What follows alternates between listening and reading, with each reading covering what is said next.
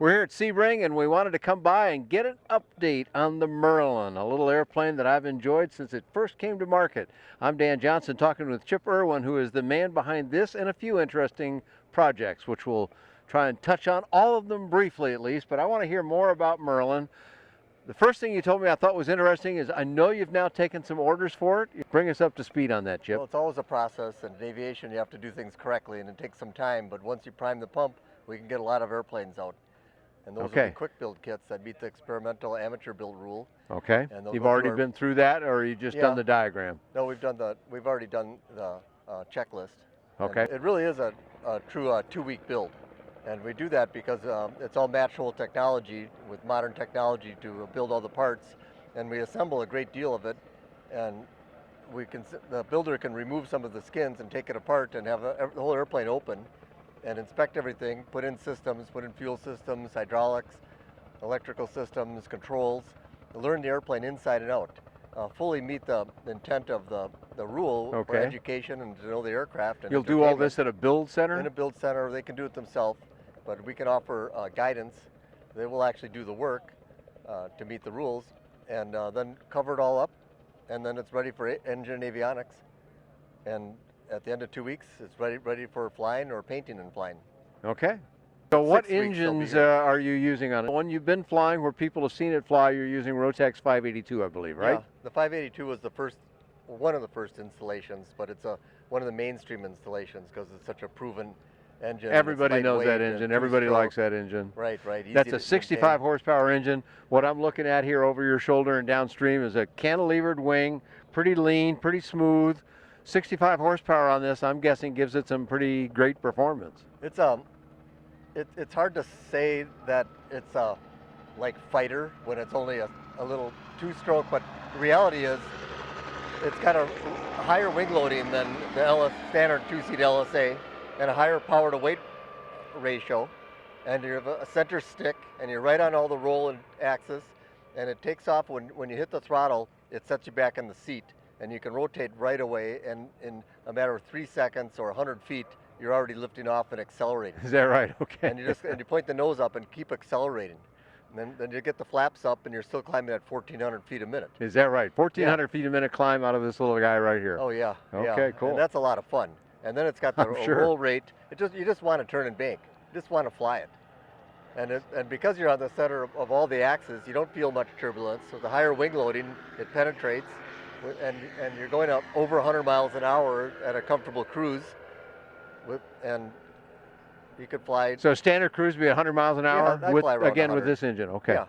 All right. Now, for those people that go, I know the Rotax 582 is well proven. A lot of people have had a lot of success with it for many years, but I'm not a two-stroke guy. So what do you tell them?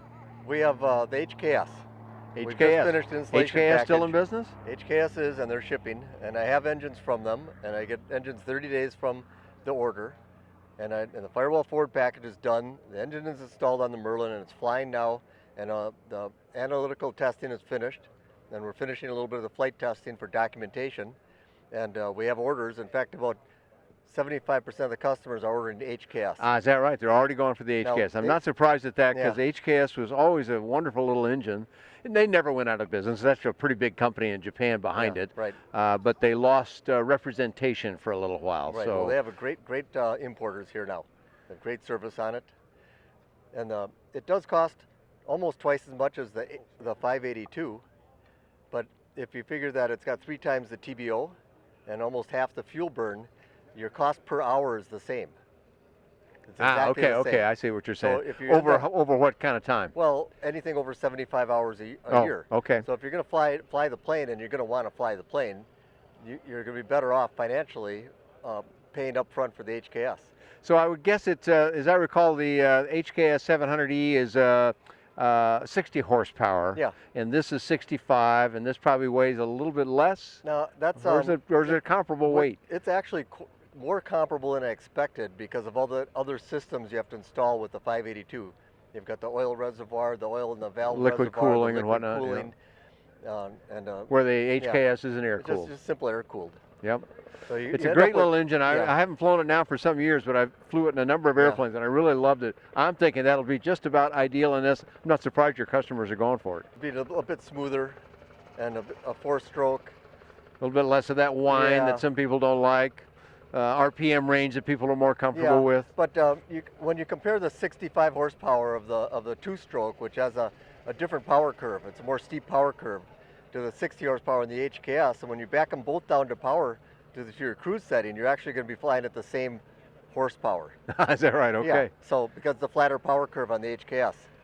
Makes sense. So Yeah, I think the 4-stroke little engine variety. will prove to be real popular, and that's Yeah. a fairly compact, small engine, so fits in here no problem. Do you have to we have a recowl the different- airplane? It's a different cowl, Okay, and it's obviously different engine mount. of course. And throttles and chokes, and it's all.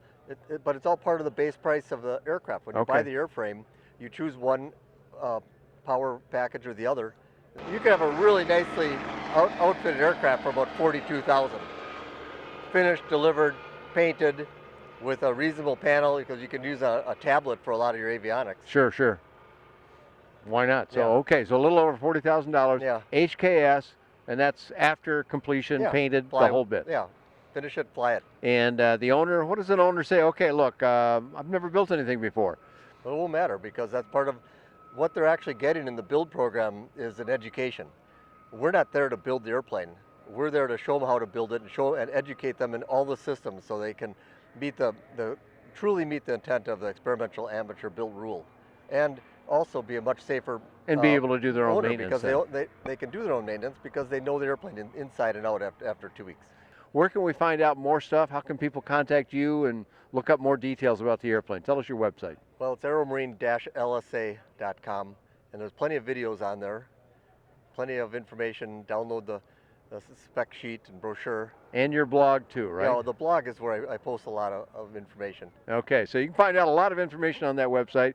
You can find out more about Merlin PSA and all kinds of light sport aircraft, light kit aircraft, and ultralight aircraft, all in the affordable aviation range on BuyDanJohnson.com. Thanks for joining Chip Irwin and I here at Sebring.